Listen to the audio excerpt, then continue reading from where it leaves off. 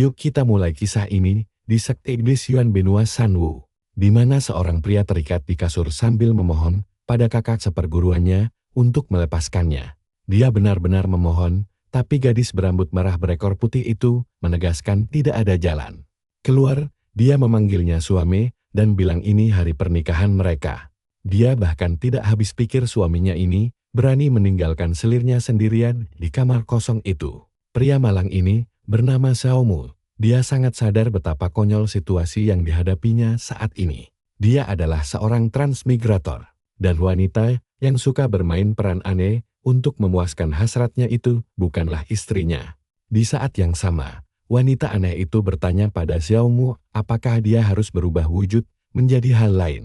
Setahun lalu, Xiaomu bertransmigrasi ke tubuh seorang putra bangsawan di benua tersebut, bahkan memiliki kontrak pernikahan dengan putri dinasti kerajaan. Semuanya tampak berjalan sangat baik awalnya. Hampir mencapai puncak kesuksesan hidupnya sampai akhirnya diculik oleh sekelompok iblis dari sekte iblis Yuan. Dia tidak pernah menyangka menjadi tawanan barulah permulaan.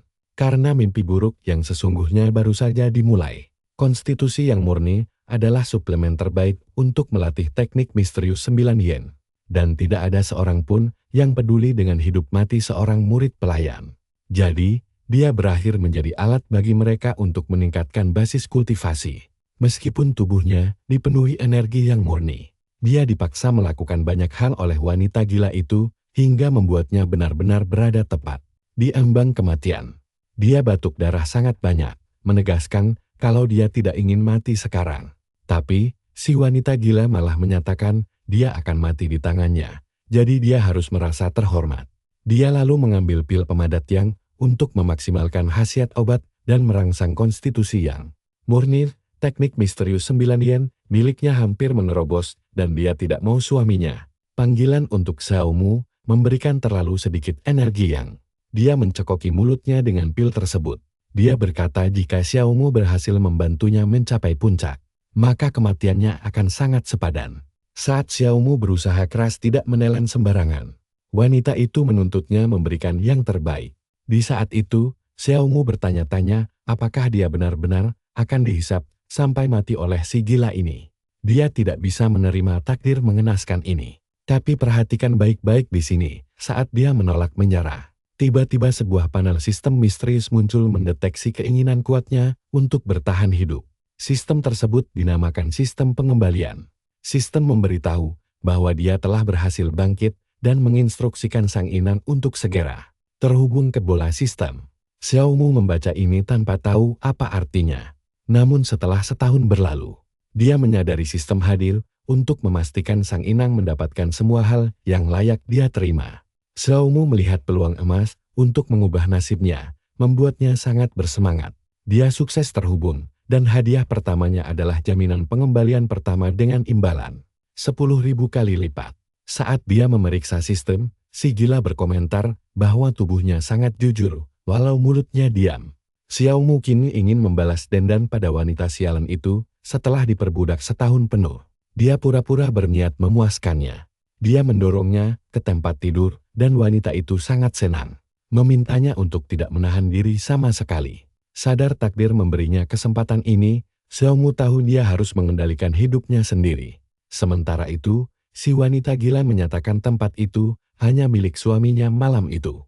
Adegan pun beralih ke keesokan harinya. Xiaomu benar-benar kelelahan dengan tubuh babak belur, sementara si gadis terbangun riang gembira. Dia berkomentar suaminya hanya memberi sedikit energi yang murni, tapi performanya lumayan bagus. Parahnya lagi, dia yakin jika Xiaomu tetap hidup, kakak seperguruannya pasti akan datang mencarinya untuk mencari kesenangan lagi.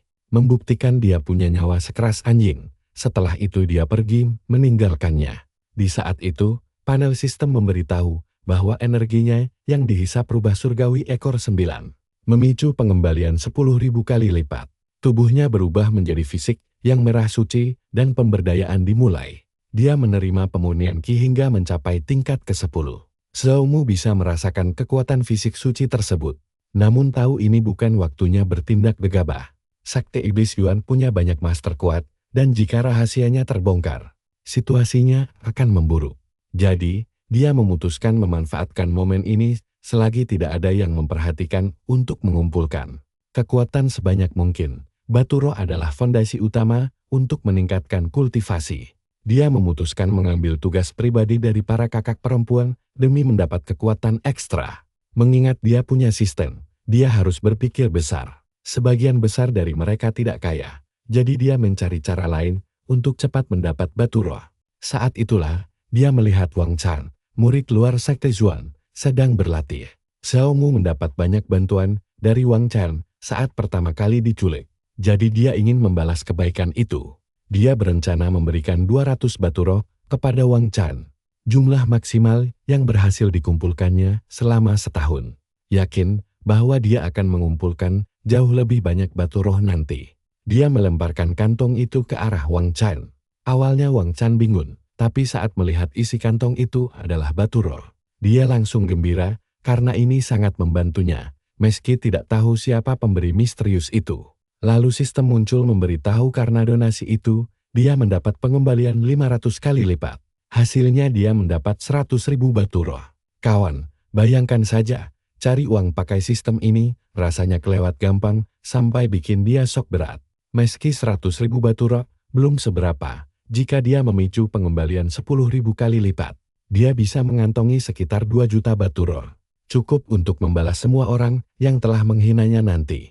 Dia juga ingin menguji apakah batu roh hasil pengembalian sistem bisa disumbangkan lagi demi melipat gandakan hadiahnya. Dia melemparkan tumpukan besar batu roh ke arah Wang Chan yang kembali kebingungan setengah mati. Wang Chan bahkan mengira ini keajaiban surgawi dari seorang penolong mulia. Berjanji akan berlatih sekeras mungkin. Xiao Mu menyadari dia tidak mendapat apa-apa dan sadar celah sistem tak bisa dicurangi. Seorang gadis lalu menghampirinya dan terkejut melihat dia belum mati. Namanya Luci, gadis yang sangat cantik, dan Xiao Mu menyapanya. Dia juga murid luar yang melatih seni 9 yen. Dulu dia merawat Xiao Mu dengan baik, namun berhenti menemuinya setelah mendapat peringatan keras dari Chu Jiran. Luci menyadari kultivasi pria itu meningkat drastis. Tapi Xiao Mu berkilah bahwa ini semua murni karena faktor keberuntungan saja. Tiba-tiba, dia mencengkeram tangan Xiao Mu agar berhenti bercanda. Lalu memberitahu bahwa Chu Jiran sedang pergi selama beberapa hari ke depan. Luci meminta bantuan Xiao Mu untuk melatih kultivasinya. Dia memanggil pedang raksasa lalu menungganginya, membuat Xiao Mu ikut naik ke atas pedang tersebut. Namun, Luci terbang sangat cepat hingga Xiao Mu kehilangan keseimbangan dan berpegangan sekuat tenaga. Melihat aura pria itu berubah, Luci bertanya, apakah dia telah memanfaatkan siluman rubah tersebut. Xiao Mu menjelaskan dirinya hanya dihisap habis, jadi mana mungkin dia mendapat keuntungan. Luci mengingatkan bahwa kaum iblis tidak kenal belas kasih, dan cepat atau lambat dia akan tewas. Dia juga bercerita sebentar lagi akan menembus ranah pembentukan fondasi dan berencana menantang Chu Jiran. Jika menang, dia ingin Xiao Mu mengikutinya, dan Xiao Mu langsung setuju. Luci merasa mereka sangat dekat. Walau Xiao Mu bingung dianggap pria seperti apa dia sebenarnya. Adegan berganti kebagian dalam sekte iblis Yuan. Luci memberitahu Xiao Mu kalau dia sudah sangat dekat untuk menerobos ke ranah pembentukan fondasi. Jika bersedia membantu, dia akan memberinya pil vitalitas sebagai hadiah. Luci menyuruhnya duduk karena dia mau mandi, membuat Xiao Mu tersenyum. Gadis itu pun berendam, bertekad tidak ada yang bisa menghentikannya kali ini. Tiba-tiba, Xiao Mu muncul tepat di belakangnya, membuatnya malu sekaligus bingung kenapa dia secepat itu datang. Namun, Xiao Mu menegaskan, waktu sangat berharga dan mendesak mereka mandi bersama saja. Dan begitulah akhir babak ini, setelah kelelahan setengah mati. Gadis itu malah tiba-tiba mengumumkan kalau dia bakal segera menikah bulan depan. Mari kita simak kisah gila ini saat Xiao Mu tiba-tiba kena kejutan besar tentang siapa calon suami wanita itu. Long Tianxiang berhasil menembus ranah Nasken Soul sebelum usia 30 tahun dan dijuluki jenius tiada tanding dalam 1000 tahun di sekte iblis Yuan. Dia tidak cuma bermodal otot, tapi juga menguasai niat pedang secara otodidak hingga diakui sebagai analis hebat dari Celestial Pride. Xiao Mu sampai ketakutan setengah mati kalau tokoh sekuat itu menyadari bahwa dia sudah menyentuh Luci. Luci menenangkannya sambil membongkar rahasia kalau Long Tianshan menjadi Kasim akibat salah melatih buku pedang kuno hingga merusak meridiannya. Selama mereka diam, semuanya aman terkendali. Akhirnya, Lu Qi menyerahkan kesuciannya kepada Xiao Mu karena tulus mencintainya. Setelah melewati momen romantis berdua, Xiao Mu sadar mereka harus terus berlatih keras sebelum adegan berpindah ke keesokan harinya. Lu Qi masih tertidur pulas di kasur, sementara Xiao Mu sudah bangun segar bugar. Berkat latihan energi yang berat bersama sang gadis, kekuatan fisik tubuh suci yang miliknya melonjak sangat drastis. Saat itu juga, sistem memberi selamat atas keberhasilannya menembus ranah pembentukan fondasi. Xiao Mu sadar dia naik tingkat secepat kilat, dan jika begini terus, dia tidak perlu takut lagi menghadapi keluarga Long Tianshan.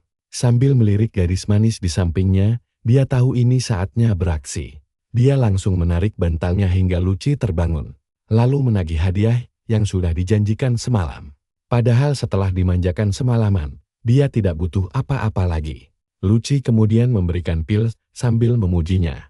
Lalu berkata dia sudah kehabisan tenaga dan ingin tidur sebentar saja. Nah, perhatikan baik-baik di bagian ini, karena si tokoh utama kita yang licik mulai menyusun rencana pemberian obat kepada target empuk yang sedang tertidur pula tepat di depan matanya sendiri.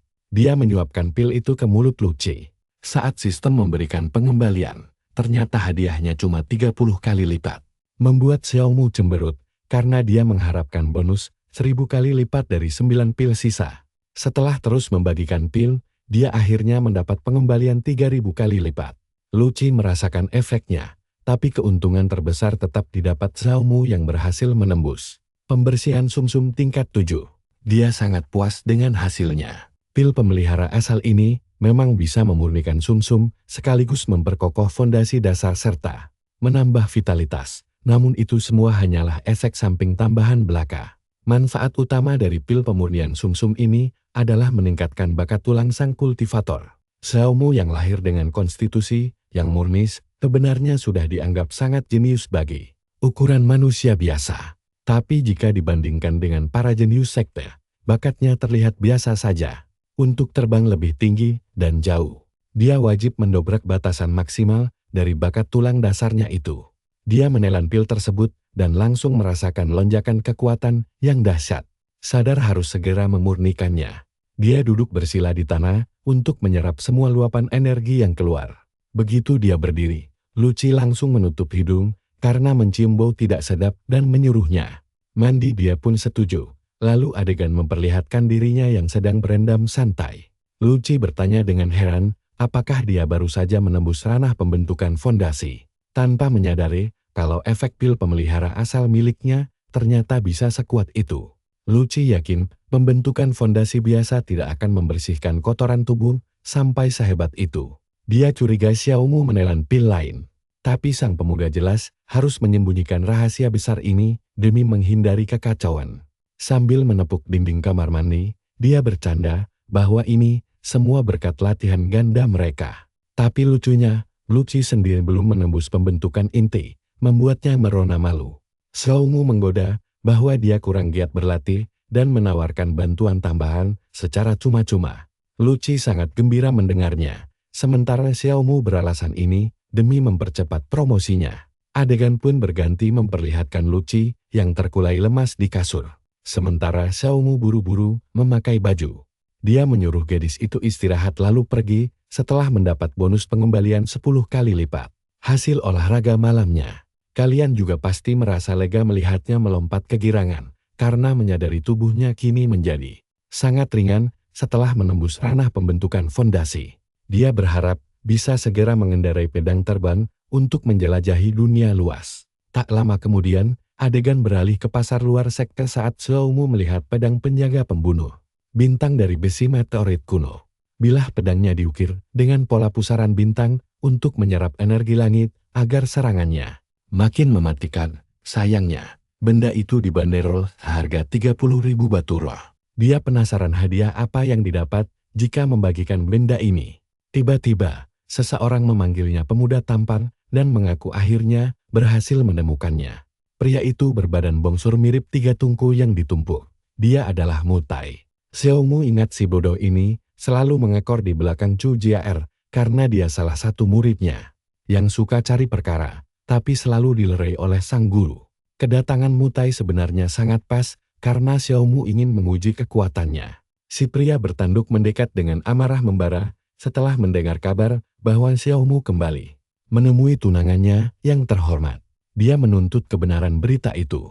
Namun Xiaomu dengan santai menjawab kalau hal tersebut sama sekali tidak ada bedanya bagi mereka. Jawaban itu membuat Mutai murka dan langsung melayangkan tinjuan maut ke wajah Xiaomu demi mengirimnya ke neraka tanpa takut.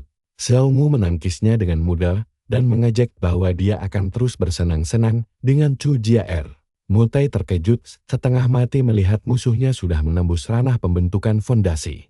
Dia langsung memamerkan auranya dan memperingatkan Xiaomu agar jangan sombong hanya karena sedikit kemajuan itu. Dia melancarkan serangan bertubi-tubi untuk pamer kekuatan asli. Tapi Xiaomu dengan sangat santai menghindari setiap pukulan seperti sedang bermain-main saja. Dia mengajak bahwa kekuatan Mutai lumayan, tapi gerakannya terlalu lambat. Sambil menyadari betapa hebatnya kekuatan fisik tubuh suci yang merah miliknya saat ini. Meski baru naik tingkat, Xiaomu bisa dengan mudah melibas Mutai yang merupakan petarung 100 besar sekte luar. Dia memutuskan beraksi dan menyuruh musuhnya berhenti membual kosong.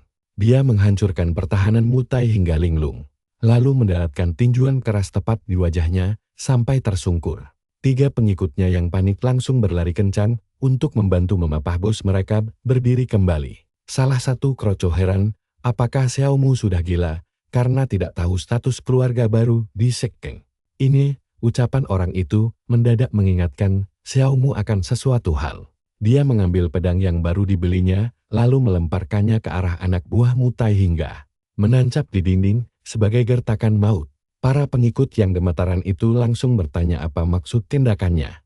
Xiaomu menjelaskan bahwa pedang terbang seharga 30.000 batu roh itu bisa dipakai sebagai biaya pengobatan mereka, yang akhirnya langsung disetujui tanpa banyak tanya.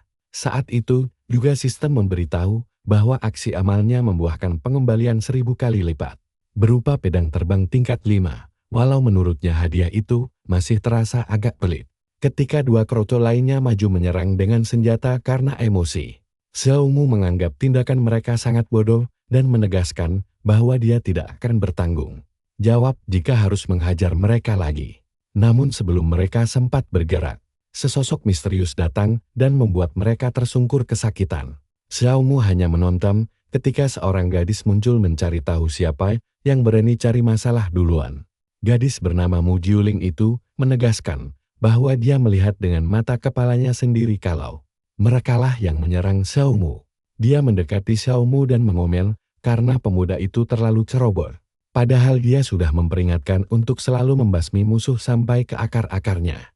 Ucapan itu membuat kedua kroco murka karena menganggapnya kelewat sombong. Mereka menantangnya, apakah dia tahu siapa bos besar mereka. Dasar pecundang yang hanya bisa berlindung di ketiak orang lain.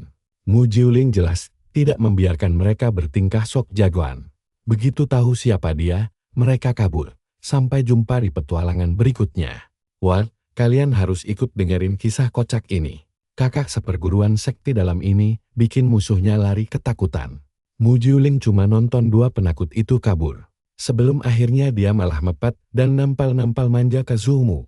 Dia nanya apa Zhumu lupa pesan orang-orang buat sebut namanya aja kalau ada masalah nanti.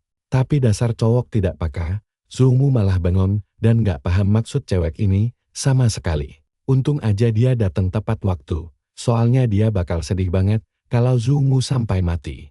Habisnya, gak bakal ada lagi cowok yang lebih pantas buat jadi suaminya selain dia. Zhumu sebenarnya tahu kalau cewek dari sekte iblis Yuan bernama Mu Jiuling ini sudah mengincarnya sejak awal masuk sekte, bukan karena mengincar kekuatan yang murni miliknya, tapi murni karena kepincut ketampanannya. Orang-orang pasti gak bakal nyangka kalau dia punya sisi agresif begini. Zhumu langsung mencubit pipinya gemas sambil meyakinkan kalau dia baik-baik saja dan menegaskan kalau dia tidak akan mati semudah itu. Dia cuma gak mau calon suaminya kenapa-napa. Akhirnya dia mengajak Zhumu pergi dan langsung terbang sambil menggendongnya. Padahal, terbang tanpa pedang itu cuma bisa dilakukan oleh kultivator ranah pembentukan inti biasa. Zhumu jadi penasaran seberapa hebat tingkat kultivasi cewek ini sebenarnya. Tak lama kemudian, mereka pun sampai di sebuah tempat dan mendarat. Zhumu merasakan energi spiritual yang sangat melimpah di sini dan curiga ini adalah tanah suci. Sekte Iblis Yuan, Mu Jiuling lalu mengajaknya masuk ke rumahnya sendiri. Sambil bercerita, kalau tempat ini biasa dia pakai buat santai, baca buku, dan tidur siang. Walaupun dia mengaku jarang kesini sih. Tiba-tiba dia langsung merebahkan diri ke kasur dan heran kenapa Zhumu malah berdiri kaku di sana. Dia pengen Zhumu menemaninya di ranjang. Zhumu langsung memperingatkan agar jangan memancingnya karena dia tidak punya kontrol diri. Mu Jiuling menganggapnya cuma cowok genit yang otaknya mesum. Lalu melemparkan beberapa buku teknik pengendalian pedang dan seni hati mistis padanya. Coba perhatikan bagian ini, dia tahu Zhumu ingin belajar teknik pedang karena baru menembus tahap pembangunan fondasi, makanya dia langsung membelikan pedang terbang untuknya. Dia menebak Zhumu butuh ini, jadi dia memberikan pedang terbang kelas 4 beratribut es dingin untuknya berlatih. Sambil menghela napas, dia bilang energi yang murni di tubuh Zhumu sangat bergejolak.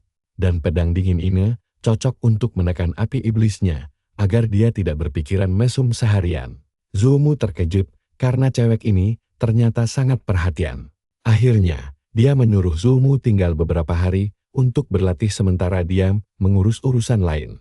Dia juga mengingatkan karena Zhumu sudah masuk ke ranah pembangunan fondasi. Dia bukan lagi murid pelayan. Dia akan menyuruh orang memperbarui token muridnya menjadi murid sekte luar. Saat itu, dia penasaran siapa sebenarnya gadis ini. Dan dengan percaya diri Mu Jiuling menegaskan kalau dialah calon istrinya kelak. Mu Jiuling benar-benar merencanakan masa depan. Dia cuma sedang menabur benih cinta untuk dituai nanti. Setelah dia pergi, Zhumu sadar kalau cewek itu jago banget merayu. Tapi dia harus fokus latihan pedang dulu sekarang. Jadi dia langsung duduk dan mulai bermeditasi. Namun setelah beberapa saat, dia malah ambruk karena merasa sangat lelah dan kebingungan. Padahal dia sudah memakai pil pembersih sumsum untuk meningkatkan bakatnya. Tapi kenapa menguasai teknik pedang ini masih terasa sangat sulit sekali. Ternyata pil itu cuma meningkatkan fisik, bukan pemahaman otaknya. Dia bingung harus bagaimana, memang dia punya sistem. Tapi kalau dia tidak bisa lanjut kultivasi, karena otaknya kurang pintar, nasibnya bakal berakhir tragis di dunia ini.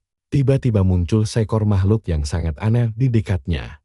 Melihat itu, dia ingat kalau memberi energi murni, bisa dihitung sebagai donasi. Jadi mungkin mengajarkan, pemahaman juga bisa memicu hadiah sistem. Melihat kambing aneh itu, tampak bosan, dia memutuskan untuk mengajarinya tabel perkalian matematika. Hewan malang itu langsung pusing mendengarnya. Tak lama kemudian, sistem memberitahunya bahwa dia berhasil mencerahkan binatang iblis lewat ilmu pengetahuan, memicu pengembalian hingga 100 kali lipat. Kemampuan pemahamannya langsung melonjak drastis, membuat Zhumu kaget karena trik konyol ini terbukti berhasil. Saat dia mulai berlatih lagi, semua teknik bela diri yang awalnya rumit, sekarang jadi sangat mudah dipahami.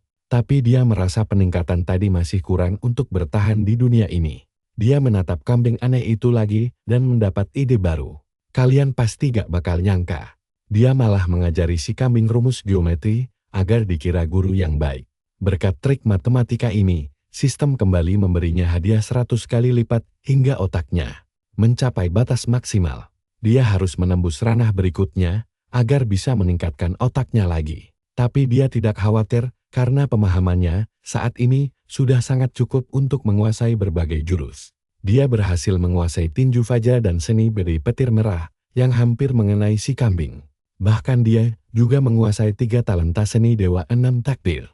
Semua itu adalah jurus tingkat kuning yang sangat kuat untuk levelnya sekarang. Dia sudah menghafalnya di luar kepala agar bisa dicatat dan dibagikan nanti. Dia ingin memanfaatkan sistem ini semaksimal mungkin. Tiba-tiba si kambing mendekatinya sambil menggigit sepotong tulang. Membuat Zhumu bingung apakah hewan itu ingin memberikan tulang itu padanya. Sambil mengelus si kambing, dia mengambil tulang itu yang dikira bisa buat bahan sup. Tapi tiba-tiba tulang itu bersinar ungu, memperlihatkan rahasia seni kalsium Zuanming yang tak disangka diberikan si kambing padanya.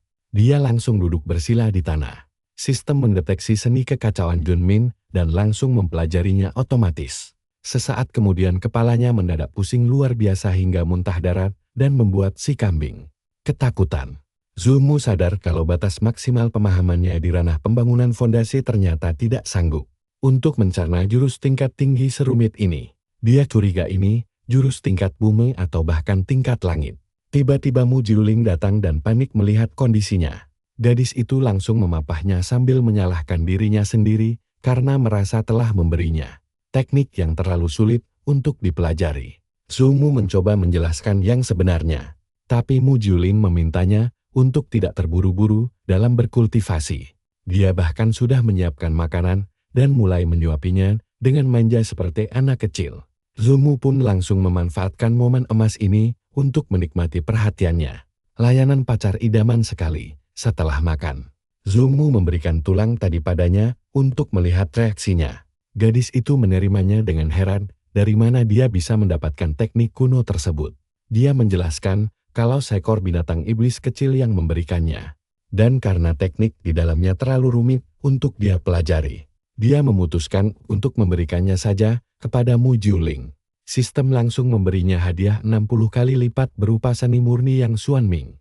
Tanpa membuang waktu, sistem mendeteksi kalau seni baru ini sangat cocok dengan tubuh suci yang merah miliknya. Sistem menawarkan untuk langsung mempelajarinya, tapi dia memilih menundanya karena takut butuh waktu lama dan membuat cewek di depannya curiga. Di sisi lain, Mu Jiuling mendadak kesal dan mengomeli si kambing sebagai anjing bau karena berani mencuri tekniknya lagi dan hampir mencelakai calon suaminya. Untung saja Zhu Mu tidak memaksakan diri berlatih. Gadis itu menjelaskan kalau fisik suci Zhu Mu memiliki elemen murni yang bisa bertabrakan dengan atribut kekacauan jurus tadi. Kalau dipaksakan, energi tersebut bisa menghancurkan seluruh meridian tubuhnya dan menyebabkannya mati seketika. Bahaya sekali kalau sampai nekat melakukannya tanpa persiapan matang. Zhu Mu akhirnya paham penyebab kegagalannya. Padahal sebelumnya dia mengira itu murni karena otaknya yang kurang pintar memahami jurus sulit. Nah, bagaimana kelanjutan kisah takdir mereka berdua? Kita tunggu saja petualangan kocak mereka selanjutnya. Karena mencari teknik yang cocok untuk tubuh spesialnya pasti tidak akan mudah. Yuk kita ikuti kisah Zhu Mu yang disuruh latihan jurus dasar dulu demi mengumpulkan pengalaman. Tapi dia merasa si cantik ini terlalu baik padanya. Pasti ada udang di balik batu, karena semua ini terasa sangat mencurigakan bagi dirinya. Ternyata dia cuma ingin Zhu Mu menyerah dan jadi pasangan kultivasinya. Kalau mau, dia menjamin Zhu Mu bakal hidup enak di sekte iblis Yuan. Makan minum gratis, dan tidak ada satu orang pun yang berani menyentuh selembar rambutnya. Tiba-tiba sesosok monster muncul sambil berteriak bahwa semua ini omong kosong, meledakkan energi dahsyat hingga menghancurkan seluruh rumah. Mu Jiuling cemas setengah mati pada Zhu Mu sambil menatap sosok dengan aura mengerikan itu tanpa tahu siapa dia sebenarnya. Dia bingung kenapa gurunya mendadak muncul di sana, membuat Zhu Mu benar-benar terkejut. Sang guru tampak bingung dan bertanya, apakah kehadirannya merusak rencana baik muridnya. Dengan panik, Mu Jiuling langsung meyakinkan gurunya kalau dia tidak akan pernah berani melakukan hal lancang seperti itu. Sang guru sangat menyayangi muridnya ini dan ingin melatih Mu Jiuling agar posisinya sebagai orang suci sekte semakin kuat. Tapi di mata gurunya, Mu Jiuling tidak berlatih dengan benar, malah membawa pelayan rahasia untuk bermesraan. Zhu Mu melihat guru ini sangat percaya diri. Saat itu juga, Mu Jiuling langsung berlutut meminta maaf karena sadar dia telah salah. Melihat muridnya mengaku bersalah, sang guru memberinya satu kesempatan. Syaratnya kejam. Mu Jiuling harus membunuh pelayan itu dengan tangannya sendiri untuk memutuskan semua ikatan emosional mereka. Setelah itu, dia harus ikut gurunya kembali ke puncak awan ungu untuk melakukan kultivasi tertutup. Selama 30 tahun, Mu Jiuling langsung syok mendengar hukuman seberat itu. Sang guru langsung menancapkan pedangnya ke tanah. Mu Jiuling memohon bahwa ini bukan salah Zhu Mu dan jika dia membunuhnya, hati kultivasinya akan hancur hingga membuat latihannya menjadi sangat sulit nantinya. Tapi gurunya malah menganggap itu ancaman. Sekarang, perhatikan baik-baik bagaimana kekuatan dahsyat dipamerkan di depan mata mereka. Zhu Mu sadar guru ini sangat kejam karena menyudutkan muridnya sendiri dan menyerang mereka berdua. Sekaligus, di saat Mu Jiuling terkulai lemas, dia menopangnya dan menyuruh gadis itu segera menyerap energi spiritualnya. Sang guru menyadari aliran energi yang murni itu dan tersentak kaget saat tahu Zhu Mu memiliki tubuh suci yang meraih. Zhu Mu membenarkannya sambil memuji kehebatan mata sang guru. Dia tahu betul bahwa tubuh suci yang merah adalah bakat langka yang sangat legendaris. Sehingga dia mulai melihat potensi besar dalam diri Zhu Mu. Mu Juling yang tidak tahu hal ini langsung berteriak polos kalau dia bakal mengikat Zhu Mu di ranjang sejak awal, membuat cowok itu bingung setengah mati, sementara gurunya langsung berdeham keras karena malu. Mu Juling buru-buru minta maaf atas ucapan konyolnya. Dan Zhu Mu juga memberi isyarat setuju agar guru itu mengabaikan omong kosong tadi. Mereka berdua berharap kejadian memalukan ini dilupakan saja. Demi muridnya, sang guru akhirnya bersedia mengampuni nyawa Daumu hari itu.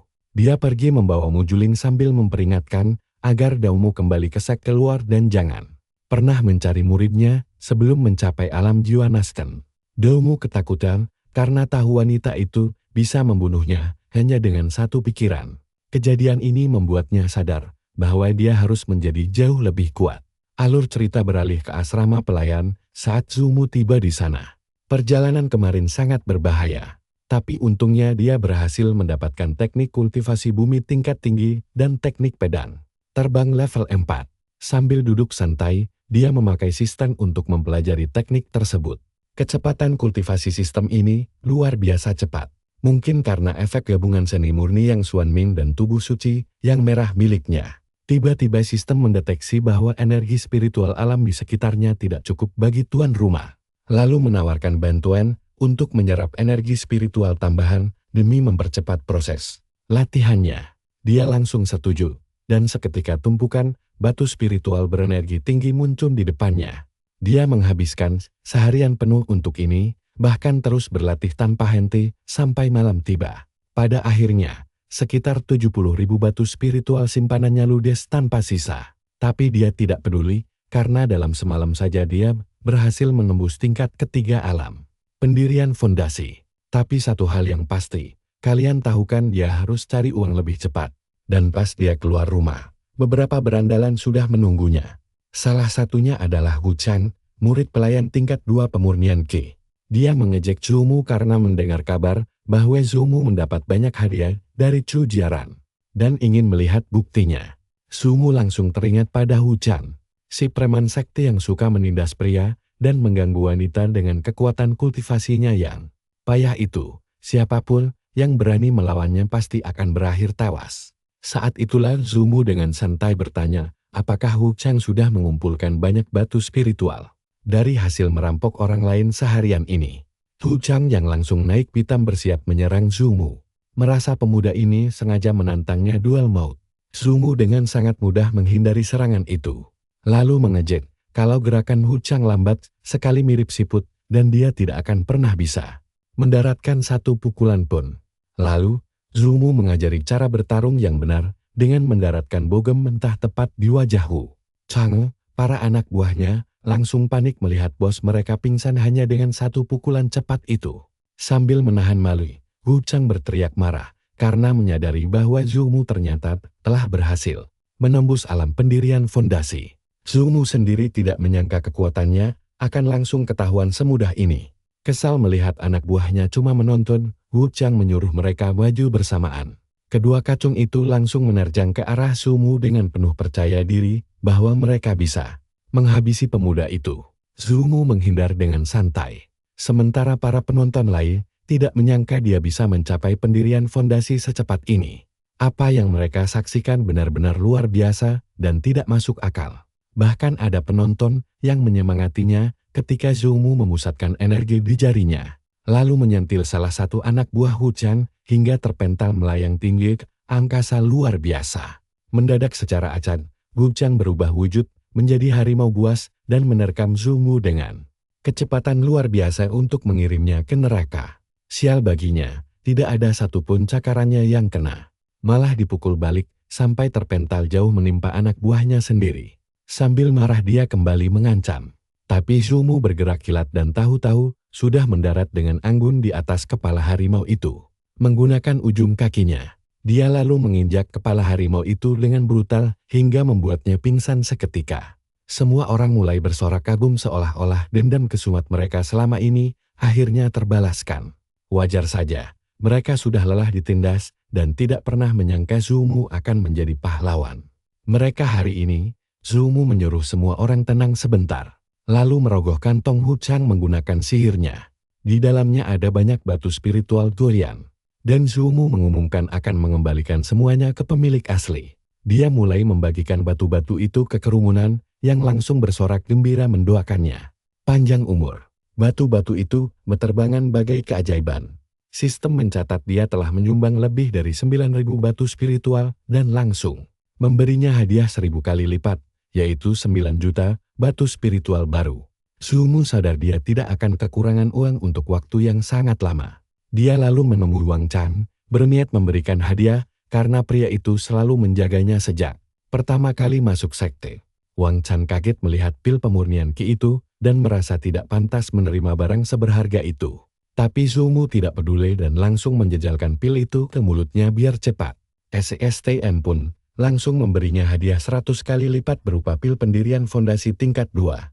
Saat itu Wang Chan terbatuk-batuk, cemas, karena status Zhou Mu masih murid biasa dan musuhnya bukanlah lawan yang mudah. Dia menyarankan agar Zhou Mu segera mendaftar ke sekte luar untuk mencari pelindung yang kuat di sana. Zhou Mu setuju karena memang itulah rencana berikutnya. Sekarang kita berpindah ke aula administrasi sekte luar. Terlihat seorang pria paruh baya bernama Jiang Dingkun, sang manajer sekte, sedang berdiri di dekat kuali besar sambil mengendalikan api yang berkobar dahsyat. Zhou Mu masuk memberi salam, tapi begitu menyapa, kualinya mendadak terguling jatuh hingga membuat manajer itu berteriak panik. Wah, kira-kira nasib mereka selanjutnya bagaimana ya? Kalian dan aku bakal masuk ke cerita kocak ini. Setelah kekacauan selesai, Jiang Dingkun malah menyalahkan Zhou Mu karena mengganggunya hingga pilnya rusak, lalu mengusirnya. Padahal Zhou Mu tahu betul kalau si manajer sengaja menggagalkan pembuatan pil itu. Dari suhunya saja, Zhou Mu sadar kalau orang ini sama sekali tidak sedang memurnikan pil ungu yang berharga itu. Dia heran kenapa Jiang Dingkun mempersulitnya dan curiga ada orang di balik ini semua. Melihat Zhou Mu masih diam di sana, Jiang Dingkun langsung mendesaknya untuk segera pergi dari tempat itu sekarang juga. Zhou Mu dengan santai meminta si manajer untuk tenang. Dia lalu mengeluarkan 50.000 batu spiritual, berharap manajer mau menerimanya dengan senang hati. Jiang Dingkun langsung tersedak tahnya karena syok melihat tumpukan kantong batu berharga yang dipamerkan Zhou Mu. Dia segera paham kalau Zhou Mu kemari untuk mengurus rencana murid sekte luar, dan dengan cepat berjanji akan langsung menyelesaikannya saat itu juga. Zhou Mu merasa telah merepotkan sang manajer dan sangat ingin tahu siapa sebenarnya dalang yang mencoba menghalangi dirinya untuk naik tingkat menjadi murid sekte luar. Jiang Dingkun beralasan dia hanya menerima uang untuk membantu orang, bukan untuk berkhianat. Set Hao Mu yang langsung paham, segera menyodorkan lebih banyak kantong batu spiritual lagi sambil bertanya apakah jumlah ini sudah cukup untuk membuka mulutnya. Jiang Dingkun terbelalak sampai terbatuk, lalu memberi isyarat agar Zhou Mu mendekat. Menggunakan batu dan debu, dia menggambar seekor rubah di atas tanah.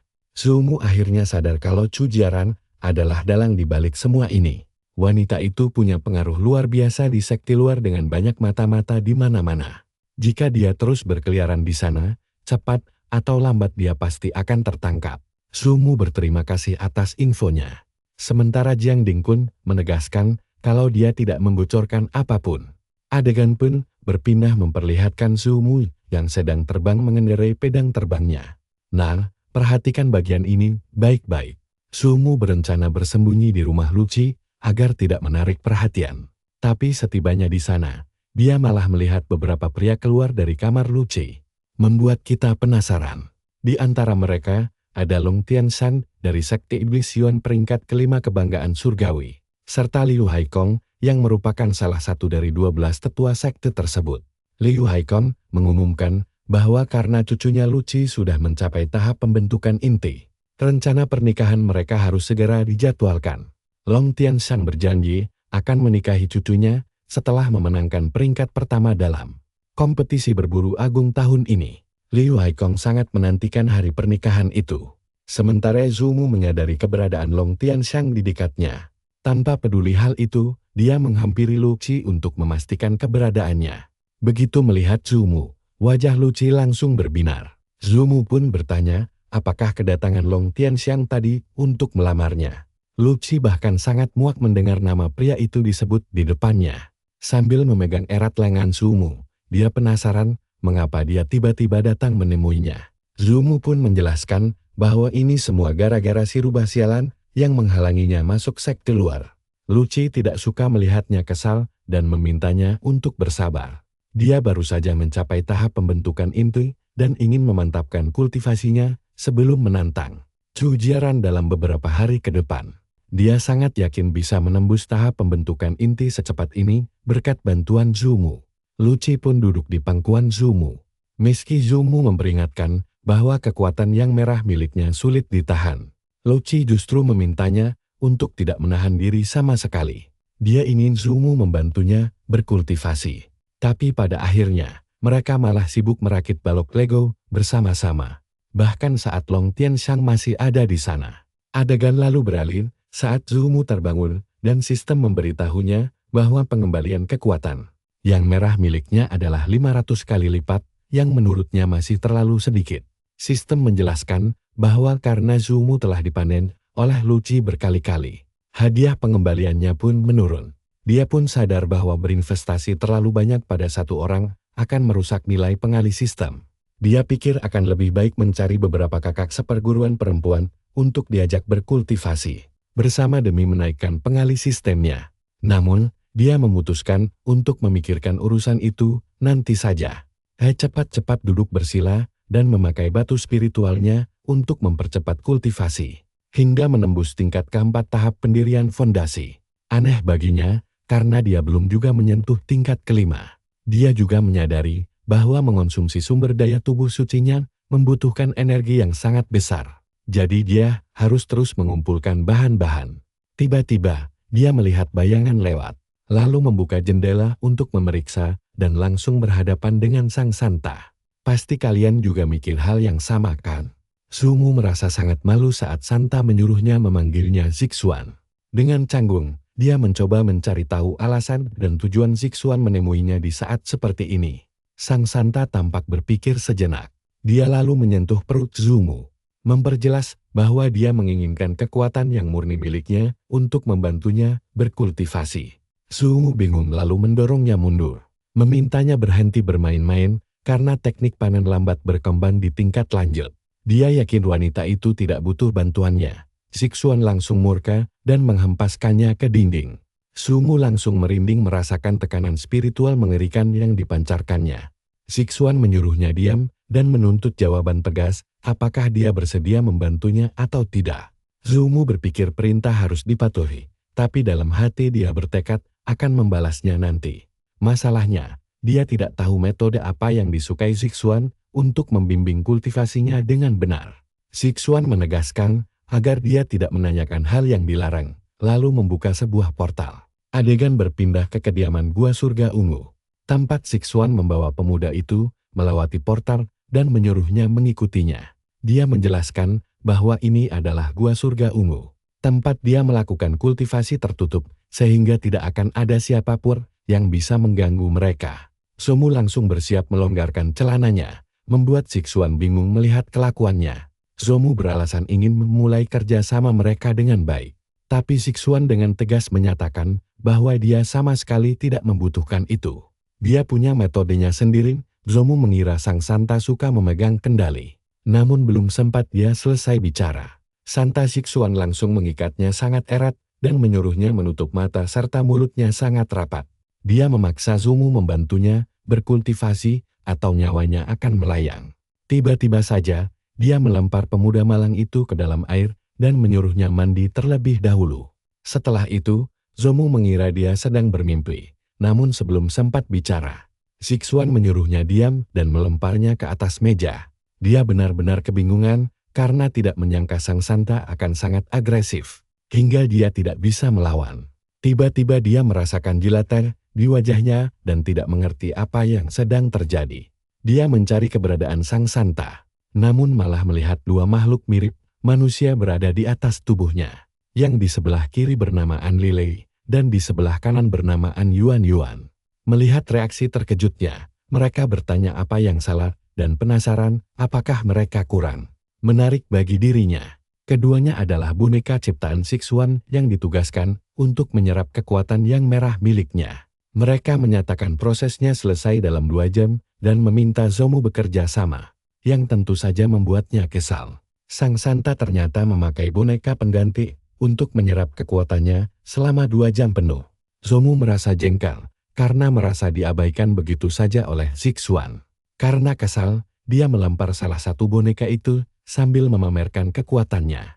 Boneka satunya marah, menahan lengannya dan memohon agar dia tidak kasar pada saudarinya, membuat Zomu pusing 7 keliling. Mendengar keributan itu, Sixuan hanya ingin tahu kapan Zomu akan selesai dan mengatainya brengsek. Sementara itu, kedua boneka gadis kucing tadi tampak sangat kelelahan. Zomu berendam untuk bersantai setelah kerja kerasnya. Menyadari mata air panas itu memulihkan kekuatannya. Meski tenaganya terkuras habis, dia masih merasa bugar. Dia melihat kedua boneka itu bangkit mendekati majikan mereka dengan kondisi babak belur akibat ulahnya. Mereka pasrah jika harus dihukum mati oleh Sixuan karena terlambat. Namun mereka menyalahkan Zomu dan menyebutnya kejam. Sixuan tidak menyalahkan mereka sama sekali, karena dia melihat semua prosesnya. Dia memerintahkan mereka meninggalkan cairan yang merah di sana dan pergi ke bawah untuk memulihkan diri. Sixuan lalu mendekati Zomu, yang mulai bertanya-tanya apakah performanya mengecewakan. Sixuan menganggapnya biasa saja, lalu melempar kantong berisi 10 juta batu spiritual sebagai upahnya. Dan disinilah kita sadar kalau perjalanan gila Zomu masih jauh dari kata selesai. Kalian harus dengar ini. Sang Santa bahkan ngasih 4 boton cairan fondasi kualitas super yang nunjukin betapa dermawannya dia. Pas ditanya habis pergi kemana saja, Zomu malah bilang kalau mau nyerap energi yang merah, efeknya bakal jauh lebih mantap pakai metode kultivasi ganda. PB Sixuan langsung memerah malu sambil buru-buru buka portal. Sengaja gak mau natap muka cowok itu. Baru juga mau jelasin situasinya, tiba-tiba dia udah didepak balik ke rumah Luci. Di sini dia sadar kalau kekuatan Sang Santa emang beneran gila dan gak masuk akal. Tiba-tiba panel sistem muncul dan ngabain kalau tubuh yang merah sucinya meningkat pesat gara-gara transfer energi tadi. Dia pun langsung duduk bersila. Makin yakin sama teorinya kalau gonta-ganti pasangan kultivasi emang beneran bikin hadiah dari sistem jadi jauh lebih melimpah. Selama Sang Santa butuh energinya, dia yakin posisinya di sek bakal aman sentosa. Kamera lalu bergeser ke Sixuan yang lagi megang nampan sambil berharap dalam hati semoga energi milik Zomu gak bakal ngecewain dia. Dia langsung nepis ingatan mesum kemarin biar gak ngerusak fokus kultivasinya. Di sudut lain, dua boneka pengawas memperhatikan mereka dan penasaran apa cairan merah Zomu punya. Efek samping ke Sang Santa. Keesokan paginya, gadis berambut abu-abu terbangun. Tunggu, ada yang aneh. Wujud Luci kok tiba-tiba berubah ya. Dia melihat Zomu lagi duduk di lantai sambil fokus ngumpulin energinya. Melihat cowok itu bangun pagi-pagi buta demi kultivasi, dia merasa Zomu sekarang makin rajin. Zomu cuma beralasan kalau dia gak sengaja dapat kilasan inspirasi buat terobosan baru. Gadis itu langsung meluk manja lengannya dan nanya, karena tingkatannya udah naik, kenapa mereka gak sekalian manjat jalan langit bareng aja? Adegan pun berpindah ke tangga jalan langit, sebuah dimensi rahasia kuno milik sekte iblis Yuan.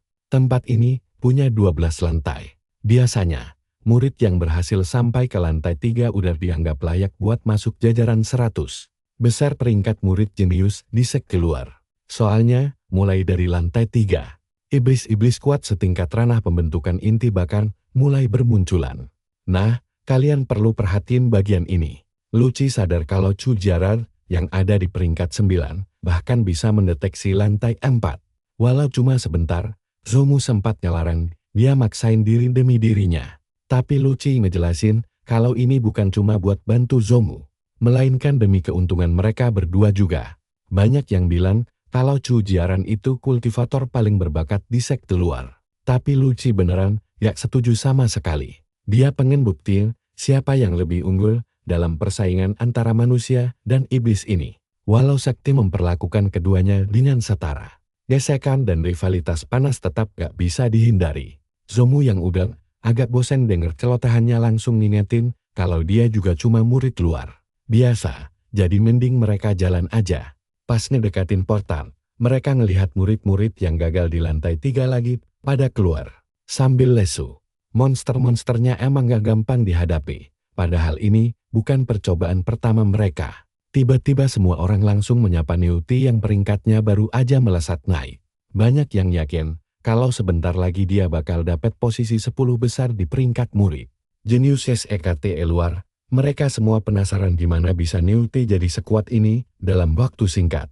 Si manusia bertanduk itu pun pamer kalau ini berkat bakat dan kerja kerasnya. Dia nangkring di posisi 79 sebelum akhirnya Chu Jiaren tiba-tiba nongol. Cewek itu berharap Neuti gak lupa kalau dia udah dibantu naik tingkat. Dan sekarang waktunya buat beresin tugas darinya.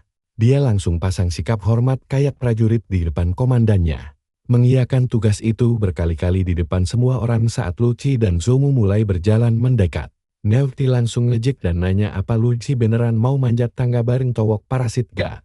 Berguna kayak Zomu, Luci langsung ngebalas kalau denger-denger si Neuti ini pernah digebukin sama cowok parasit itu, bikin dia emosi jiwa. Dia notot kalau waktu itu cuma lengah gara-gara suasananya lagi kacau balau.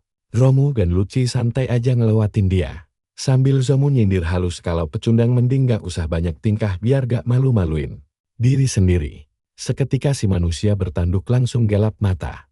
Dia ngehantam tanah sampai bebatuan meleset ke arah Zomu, yang dengan sigap langsung melut dan melindungin Luci. Neuti ngelempar sebuah item ke tanam yang ngebentuk perisai merah di antara mereka. Nantang Zomu duel latihan secara resmi, Zomu sendiri cuma ngelihat itu sambil senyum gele. Luci mulai panik dan melarang Zomu buat nerima tantangan itu. Karena kultivasi Zomu dinilai belum cukup kuat buat ngelawan provokasi murahan kayak gini. Tapi dengan tenang Zomu meyakinin kalau dia tahu betul batas kemampuannya. Dia lalu ngatain si manusia bertanduk itu berisik dan minta Neuti buat nambah taruhan baru. Neuti setuju dan bilang kalau dia kalah, dia bakal balikin pedang terbang tingkat 2 milik Zomu. Zomu pun taruhan pakai cincin penyimpanannya. Wah, kalian pasti ikutan gak sabar kan lihat duel seru ini. Penonton di sekitar juga langsung heboh berkomentar. Gosipnya, Zomu punya fisik yang murni. Makanya semua kultivator sekte luar yang melatih seni, Jin 9 Dewa pernah berhubungan sama dia. Para cowok jelas langsung iri dengki setengah mati, bikin Luci kesal dengarnya. Chu Jiaren malah ikutan nyindir kalau Zomu sering gak fokus pas lagi dia panen.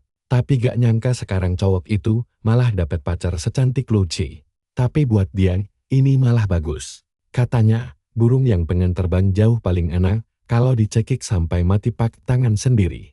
Perumpamaan yang beneran rada sakit jiwa sil. Chu Jiaren nyuruh Neuti buat habis-habisan tanpa peduli lawan hidup atau mati. Dia gak mau si raksasa itu nyanyain kesempatan emas ini. Dan Neuti pun berjanji gak bakal ngecewain dia. Neuti langsung ngerahin tenaganya dan maju menerjang. Luci cemas banget dan teriak minta Luseng buat hati-hati. Neuti melompat buat mukul Zomu yang diam aja. Sampai kepulan debu langsung tebal menyelimuti area. Banyak yang ngira Neuti bakal menang mudah. Karena fisiknya yang terkenal kuat ditambah kultivasinya yang baru naik, beneran layak jadi jajaran 100 petarung top sekte luar. Semua orang mikir hidup Zomu udah tamat dalam duel tersingkat ini. Kalau Neuti gak nahan kekuatannya, nyawa Zomu bisa melayang seketika. Chu Jiaren pun pamer ke penonton biar tahu akibatnya kalau berani macem-macem dengannya. Luci langsung emosi berat sama si rubah licik itu. Dengan sombongnya, Chu Jiaren bilang, kalau saja Zomu mau jadi anjing penurut, mungkin dia bisa hidup sedikit lebih lama.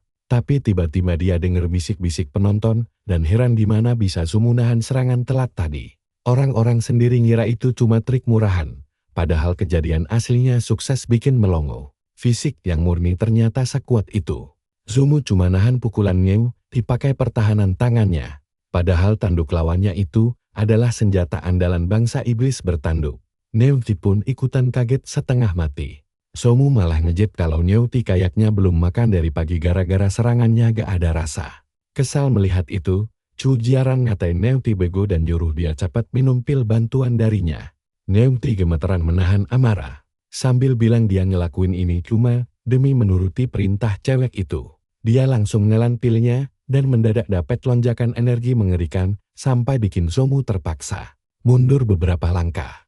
Neuti pengen nunjukin wujud terkuatnya, yaitu Mold Minotaur dengan tanduk raksasa. Tapi di mata Zomu, lawannya sekarang beneran cuma kelihatan kayak banteng ngamuk biasa.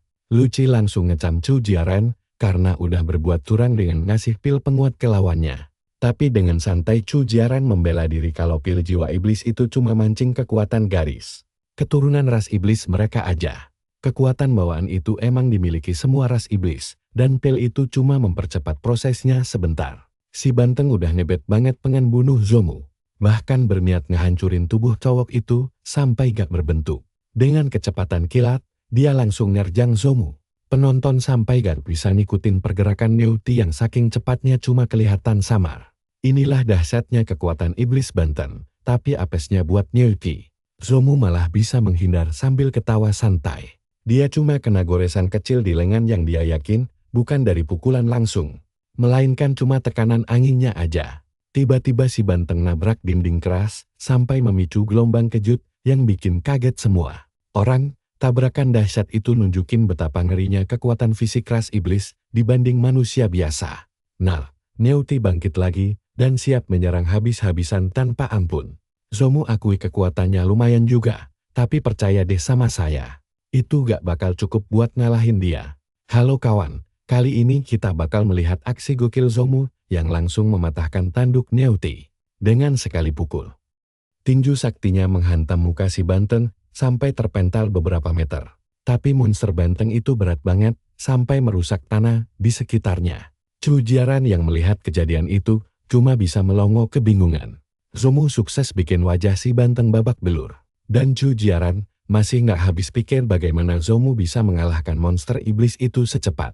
Ini, parahnya lagi, dia melakukannya cuma dengan sekali serang. Dia penasaran apakah fisik yang murni memang sekuat itu. Dan heran kapan Zomu berhasil menembus tahap pembentukan fondasi. Soalnya, daya hancur tinju tadi jelas melampaui kekuatan sang banteng. Luci pun mendekati Zomu sambil memujinya habis-habisan, bilang kalau dia memang luar biasa. Tapi Zomu buru-buru mengingatkan kalau banyak orang yang sedang memperhatikan mereka. Chu Jiaran kesal setengah mati melihat si banteng ternyata selemah itu. Dia lalu menyuruh para anak buahnya menggotong monster tersebut. Tapi Zomu menyuruh mereka semua berhenti dulu. Anak buah Neuti gemetaran karena bos mereka sudah kalah telak. Mereka bingung apa maunya Zomu dan sudah pasrah bakal dihajar habis-habisan olehnya. Sambil memegang kantong, Zomu menjelaskan kalau dia ini orangnya damai. Dia malah menawarkan 10.000 batu spiritual untuk biaya pengobatan si banteng yang sekarat itu. Anak buah Neuti awalnya menganggap Zomu sombong karena menghina bos mereka. Tapi hei, siapa yang menolak digebuk kalau dapat 10.000 batu spiritual? Aksi pamer kantong itu malah bikin Zomu terlihat makin keren. Tiba-tiba sistem muncul dan memberitahu kalau dia dapat pengembalian 100 kali lipat. Tentu saja dia tidak tulus, dia memberi batu itu karena tahu dia bakal untung besar. Tapi dasar serakah, pengembalian 100 kali lipat saja dirasa kurang. Di saat yang sama, Chu Jiaran mendekat sambil bertepuk tangan dan memuji kalau Zomu melakukan tugasnya dengan sangat rapi. Wanita itu berkata kalau tindakan hebat tadi sangat cocok untuk pria idamannya. Bahkan mengaku kalau dirinya semakin jatuh cinta pada Zomu. Dia menyuruh Zomu kembali padanya sambil berjanji akan menuruti semua keinginannya sembari mengelus pipinya, tapi Zomu nggak bodoh. Dia langsung menepis tangan wanita itu dan menegaskan kalau dia sama sekali nggak pantas bersamanya. Sekarang perhatikan baik-baik, amarahnya langsung meledak mendengar ucapan itu. Dia mulai mengeluarkan hawa membunuh. Begitu juga dengan Luci yang siap bertarung. Luci maju menghadapi Chu Jiaran dan memperingatkan bahwa Zomu adalah manusia, bukan barang habis pakai yang bisa dibuang begitu saja. Dia menunjuk musuhnya dengan penuh percaya diri. Dia bersumpah akan mendaki jalan surgawi untuk melampaui peringkatnya dan menantang Chu Jiaran. Secara langsung, semua penderitaan yang pernah Chu Jiaran berikan pada Zomu bakal dia bayar lunas. Setelah mengucapkan itu, mereka berbalik arah dan langsung melangkah menuju portal.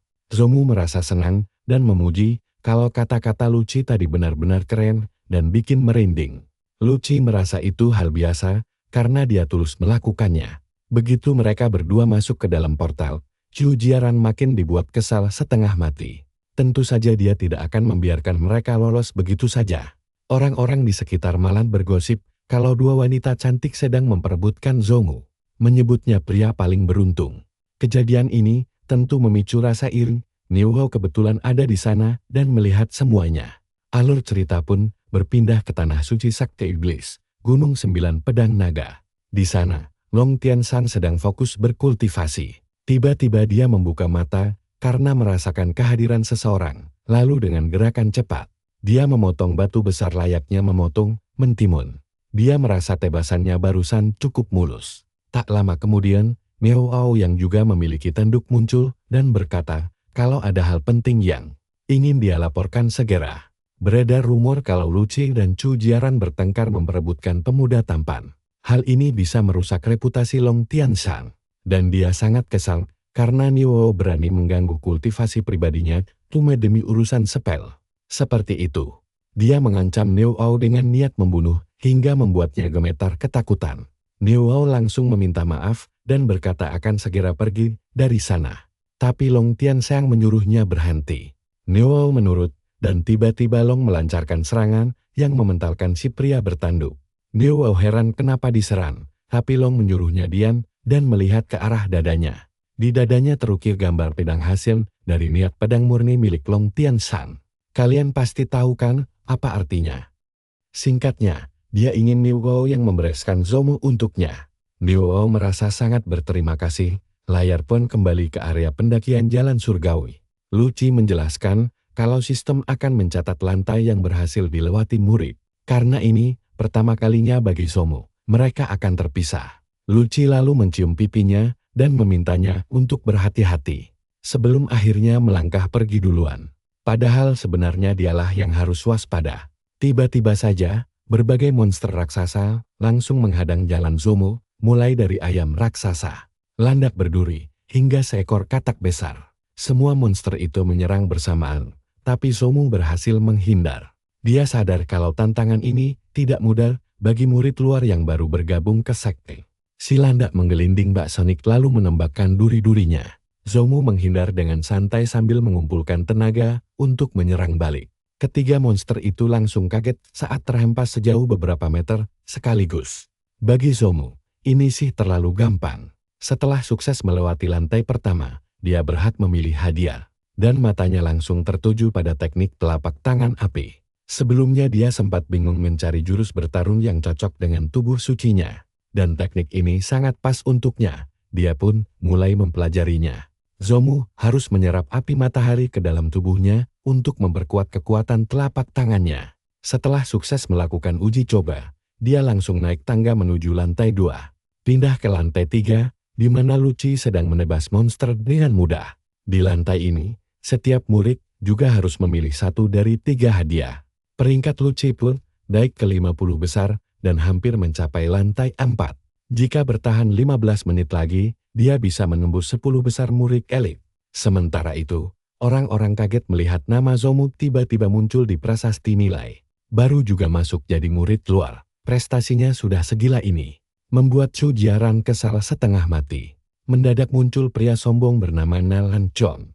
Dia adalah murid nomor 1 di sekte luar, sekaligus si jenius paling berbakat di sana. Beberapa murid mulai berbisik menjelekkannya. Tapi Nalan Chong mendengar omongan mereka dan langsung berdiri sangat dekat sampai membuat kedua orang itu gemetaran ketakutan. Tanpa basa-basi, Nalan Chong memukul keduanya karena sangat benci orang yang suka menggosip. Chu Jiaran heran kenapa dia ada di sana, dan Nalan Chong mengejeknya karena pria tampan incarannya malah pergi bersama wanita lain. Chu Jiaran mengamuk dan langsung mengerahkan kekuatannya untuk menyerang si nomor 1 itu tanpa memikirkan akibat buruk dari tindakan nekatnya tersebut. Namun sebelum bentrokan terjadi, Niuhou tiba-tiba datang menahan tangan mereka berdua. Sebagai peringkat 8, kehadirannya tentu membuat semua orang langsung segan. Chu Jiaran bertanya, apakah dia ingin membalas dendam sepupunya? Tapi Niuhou melepaskan genggaman dan menegaskan kalau dia datang atas perintah Long Tianshan. Nalan Chong merasa tontonan ini sangat menarik. Seorang murid luar baru yang langsung berhadapan dengan kultivator ahli pembentukan inti emas. Sungguh tidak boleh dilewatkan. Dan luar biasanya kawan, Zumu dengan cepat masuk ke peringkat 100 besar. Dia membakar monyet di lantai 2 dan memilih pedang terbang tingkat 2 bernama Kilau Giok Putih sebagai hadiahnya. Yo, temenin gua ngikutin si karakter utama yang mulai naik tangga berikutnya dan kaget ngeliat lautan monster super banyak di hadapannya. Di detik itu juga, dia akhirnya paham kenapa mayoritas murid luar baru bisa lolos lantai 3 setelah sukses mencapai tahap pembentukan inti. Sambil bersiap melancarkan jurus pamungkas, dia nekat menguji batas maksimal kekuatannya sendiri. Karena yakin menyerang duluan bakal memberinya keuntungan besar. Dia langsung menghajar monster-monster itu. Tapi mendadak, sisa monster yang ada langsung menyerbunya secara brutal. Membuat dia berpikir kalau ini adalah akhir dari perjuangannya. Ajaibnya, monster yang mau menggigitnya malah ompong seketika dan Zumu cuma lecet sedikit saja. Disinilah dia baru menyadari kedahsyatan sesungguhnya dari fisik suci yang merah miliknya. Walau masih banyak monster yang menyerang, pukulan mautnya berhasil membuktikan kekuatannya yang luar biasa. Karena melihat ada harapan untuk menang, dia membakar segalanya sampai rata. Menyelesaikan lantai ini dengan penuh rasa gembira. Nah, perhatiin bagian ini, kemampuan pemulihannya ternyata setara dengan fisiknya yang luar biasa. Tangguh, dia pun mulai melirik tantangan di lantai 4 dan langsung memilih teknik kultivasi baru. Dari hadiah yang didapatnya, berhubung jalan surgawi tidak punya batas waktu, dia bisa santai menguasai jurus baru sebelum naik ke lantai 4. Sementara itu, semua orang di luar dibuat gempar karena pencapaian Zumu belum pernah terjadi. Selama 8.000 tahun terakhir, dia sekarang nangkring di peringkat 13. Bikin penonton penasaran setengah mati bagaimana bisa seorang monster sepertinya melakukan hal gila itu. Di sisi lain, Chu Jiaran tampak sangat kesal mendengar komentar-komentar tersebut. Dia penasaran peluang emas apa yang didapat Zumu sampai kekuatannya naik drastis secepat kilat. Sementara Niu menganggap remeh kehebohan ini dan mengejek bahwa sekte luar memang cuma berisi murid-murid tidak berguna yang gampang heran. Tiba-tiba saja, Lu Qi keluar dari portal setelah bertahan cukup lama di lantai 4, yang membuatnya naik ke posisi 9 untuk sementara waktu. Hal ini langsung menggeser Chu Jiaran ke peringkat 10. Tapi Lu Qi dengan santai menganggap perubahan peringkat itu biasa saja. Meski dia diam-diam senang karena bisa melompati si rubah centil itu. Kalian juga ngerasa gregetan kan lihat drama cewek-cewek ini? Chu Jiaran pura-pura acuh sambil memprovokasi Lu Qi tentang kedatangan Niu. Hingga Lu Qi sadar kalau Zumu bakal dalam masalah besar karena sepupunya. Sementara itu, Zumu sibuk berlatih jurus baru bernama Jeratan Petir Ungu. Berkat pemahaman tingkat tinggi yang dia miliki, dia bisa langsung menguasainya dengan sempurna meskipun tingkat kesulitannya sangat luar biasa. Jangkauan serangannya yang luas sangat cocok untuk membantai banyak musuh sekaligus.